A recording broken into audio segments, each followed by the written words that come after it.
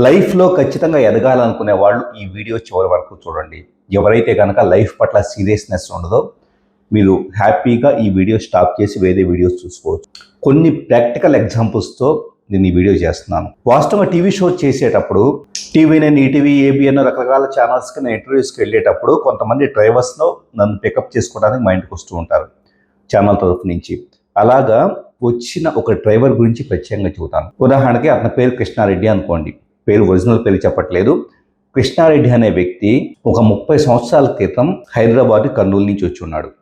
ఎలా బతకాలో తెలియదు. ఒక పెద్ద కుటుంబం, కానీ ఎలాంటి ఇది లేదు. సో హైదరాబాద్ వచ్చింది ఉపాధి కోసం, చిన్న చిన్న పనులు చేసుకోవడం కోసం. హైదరాబాద్ రావడానికి ముందు కర్నూలు నుంచి హైదరాబాదు రకరకాల ఇటుకలు మోయటం కావచ్చు, ఒక బండిలో ఇటుకలు వేసుకొచ్చేసి నైట్ అంతా కూడా జర్నీ చేసుకుంటా వచ్చి బండి మీద ఇక్కడ అమ్ముకోవడం చేసేవాడు.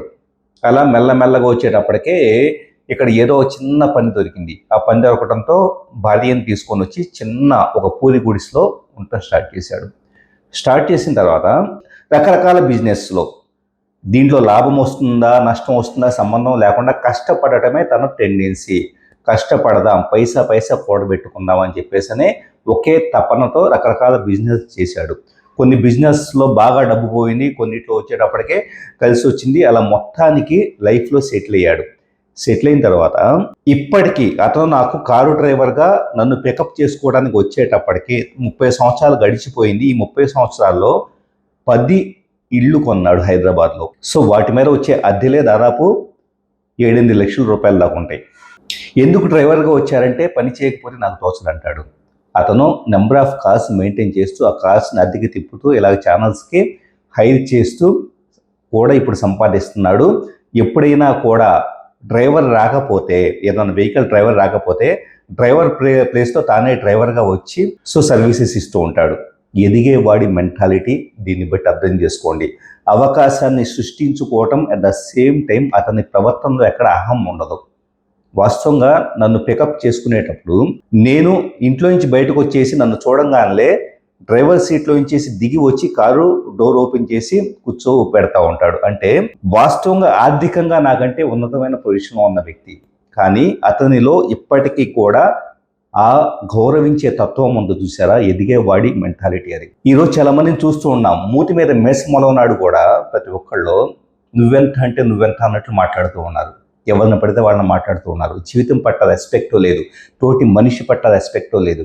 నేర్చుకోవాలి, కష్టపడాలి, ఎదగాలనే తత్వం లేదు. ఎంత కాటకే నేను అహంతో బతుకుతాను, నా ఇష్టం వచ్చినట్లు బతుకుతాను, లెక్క లేదు అని చెప్పేసి తత్వంలో బతుకుతున్నారు. ఒక్కడు గుర్తుపెట్టుకోండి, మీ ప్రవర్తనను బట్టే మీరు ఎదుటి వ్యక్తికి ఇచ్చే రెస్పెక్ట్ని బేస్ చేసుకొని ఎదుటి వ్యక్తి మీకు ఇస్తారు. అట్ ద సేమ్ టైం మీరు ఒక ఉద్యోగానికి వెళ్ళినా లేదా సొంతంగా వ్యాపారం చేస్తున్నా క్లయింట్స్తో దగ్గర నుంచి ప్రతి ఒక్కళ్ళతో సామాజికమైన సంబంధాలు సరిగా లేకపోతే మీకు ఎదుగుదల అనేది ఉండదు. ప్రతి మనిషి దగ్గర అణుకువ ఉండటం అత్యంత ముఖ్యమైనది. అణుకువ అంటే హృదయంలో వచ్చేటప్పటికే ఒక ఓపెన్నెస్ కలిగి ఉండటం, ఎవరినైనా యాక్సెప్ట్ చేయగలగటం, దేనైనా నేర్చుకోగలగటం. సో నేర్చుకునేవాడు, కష్టపడేవాడు, తోటి వ్యక్తిని యాక్సెప్ట్ చేసేవాడు, తోటి వ్యక్తిని గౌరవించేవాడు 100% సక్సెస్ అవుతాడు. ఎవరైతే కనుక హెడ్ వెయిట్తో అహంతో ఉంటారో ఆటోమేటిక్గా కుంచుకుపోతారు. ఎవరి నుంచి మీకు రెస్పెక్ట్ అనేది రాదు. 1996 ఇయర్లో నేను చెన్నైలో సినిమా ఫీల్డ్కి వెళ్ళినప్పటి నుంచి ఈ రోజు వరకు ఎంతోమంది సినిమా వాళ్ళను కానీ, ఎంతోమంది పొలిటికల్లో కానీ, సోషల్గా మీడియాలో ఎంతోమంది స్నేహితులను కలిగి ఉన్నాను, ఎంతోమంది కష్టపడే వాళ్ళని కలిగి ఉన్నాను. ప్రతి ఒక్కళ్ళు కూడా ఎవరైతే ఇప్పటికీ నిరంతరం శ్రమిస్తారో, నిరంతరం నేర్చుకుంటారో, వేరే వాళ్ళకి రెస్పెక్ట్ ఇస్తారో వాళ్ళు ఆకాశంలో ఉన్నారు. ఎవరైతే కనుక తల పొగతో ఉన్నారో వాళ్ళు పాతాళంలో దిగిపోయి ఉన్నారు. కాబట్టి నేర్చుకోండి, గౌరవించండి. మన నోటి నుంచి వచ్చే ప్రతి మాట కూడా ఇట్ రెజినేట్స్ విత్ సర్టన్ ఫ్రీక్వెన్సీ. మీ మాటలో, మీ ప్రవర్తనలో ఉండే ఫ్రీక్వెన్సీ ఏదైతే ఉంటుందో ఆ ఫ్రీక్వెన్సీ ఖచ్చితంగా ప్రియ భాషణం కలిగి ఉండాలి. ఏ మనిషిని హర్ట్ చేయని విధంగా, ఏ హృదయాన్ని గాయం చేయని విధంగా మన మాట తీరు ఉండాలి. అలాగే ఎక్కడైనా నాలెడ్జ్ ఉంటే, మీ జీవితానికి ఉపయోగపడే నాలెడ్జ్ ఉంటే ఖచ్చితంగా నేర్చుకోండి. ఎందుకంటే ఇవాళ రేపు ఎవరో వచ్చి భుజం తట్టేసి మీకు నేర్చుకో అని చెప్పరు. మీకు మీరుగా శ్రద్ధతో ఎక్కడ నాలెడ్జ్ ఉందో అక్కడికి వెళ్ళి నేర్చుకోవడం చాలా ముఖ్యం. స్కిల్స్ ఉంటాయి. చాలామందికి ఈరోజు ఇంగ్లీష్ రాదు, చాలామందికి ఎలా ప్రవర్తించాలో తెలియదు, బాడీ లాంగ్వేజ్ తెలియదు, కమ్యూనికేషన్ తెలియదు, సో లీడర్షిప్ క్వాలిటీస్ తెలియవు. ఏదైనా కంపెనీలో ఒక మేనేజర్గా పొజిషన్ వస్తే కనుక సో టీంని మెయింటైన్ చేయడానికి సంబంధించి కోఆర్డినేషన్ తెలియదు. ఇవన్నీ తెలియకుండా ఎలా బతుకుతారు, ఎలా సక్సెస్ సాధించాలని కోరుకుంటున్నారు?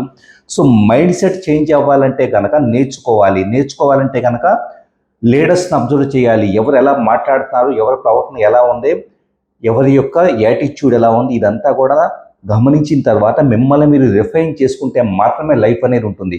అలా కాకుండా గుడ్డెది చేలో పడ్డట్టు ఎట్లా పడితే అట్లా నేను బతికేసేస్తానంటే నడవదు. 100% మన మాట తీరులో స్పష్టత ఉండాలి, మన ప్రవర్తనలో హుందాతనం ఉండాలి, మన ప్రవర్తనలో తోటి వ్యక్తి గౌరవం ఇచ్చేదై ఉండాలి, కొత్త విషయాలు నేర్చుకునేదై ఉండాలి, ఇండస్ట్రీ ట్రెండ్స్కి తగ్గట్టు మనల్ని మనం అప్లిఫ్ట్ చేసుకునేలాగా ఉండాలి. ఇదంతా కూడా నిరంతరం డైనమిజం కలిగి ఉన్న వ్యక్తికి మాత్రమే జీవితం ఉంటుంది. ఎవరైతే డైనమిక్గా ఉండరో అంతరించిపోతారు. ప్రతి రంగంలో నేను చూస్తున్నాను.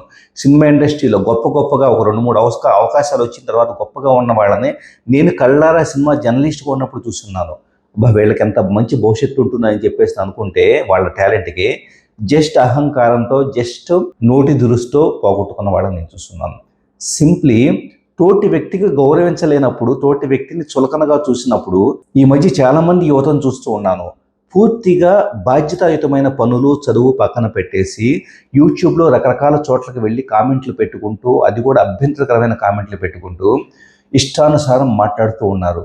మీ నోటి నుంచి వచ్చే ప్రతి మాట, మీరు టైప్ చేసే ప్రతి మాట కూడా మీ వ్యక్తిత్వాన్ని రిఫ్లెక్ట్ చేస్తూ ఉంటుంది.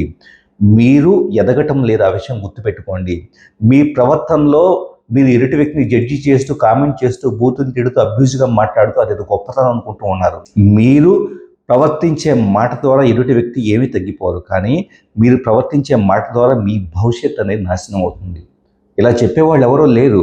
ప్రతి ఒక్కళ్ళు వాళ్ళ స్వార్థానికి వాళ్ళు మిమ్మల్ని వాడుకుంటూ ఉంటారు. రాజకీయ నాయకుల దగ్గర నుంచి, సినిమా వాళ్ళ దగ్గర నుంచి, అభిమానులు అమ్మర్లు అని చెప్పుకుంటారు కదా, వాళ్ళ కోసం బానిసలాగా బతుకుతూ ఉంటున్నారు తప్పించి నిజం చెప్పాలి అంటే కనుక మీ ప్రవర్తనలో ఇప్పటికైనా కూడా ఒక రిఫైన్మెంట్ తెచ్చుకోండి, హుందాతనం తెచ్చుకోండి, గౌరవం తెచ్చుకోండి, లైఫ్ పట్ల బాధ్యత తెచ్చుకోండి.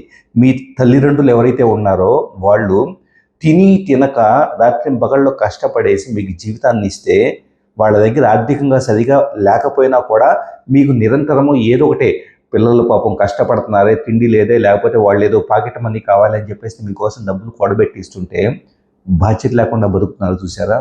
ఇదే వ్యక్తిత్వం అంటే, ఇదే ఇండివిజువాలిటీ అంటే కనుక స్కిల్ నేర్చుకొని తోటి మనిషిని గౌరవించి నీ గౌరవాన్ని కాపాడుకోవటం నీ యొక్క ఇండివిజువాలిటీ. అలా కాకుండా ఎక్కడ పడితే అక్కడ బరి తెగించిన విధంగా ప్రవర్తించుకోవటం వెళ్ళేసి దాన్ని ఇండివిజువాలిటీ అనుకుంటే కనుక ఖచ్చితంగా జీవితాలు నాశనం అయిపోతాయి.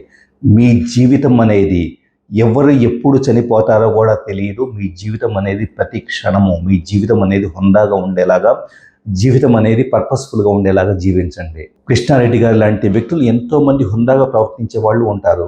సో వాళ్ళను చూసి ఇన్స్పైర్ అవ్వండి. మీ చుట్టుపక్కల ఇలాంటి వాళ్ళు ఎంతోమంది ఉంటారు, వాళ్ళని చూసి ఇన్స్పైర్ అవ్వండి. All the best.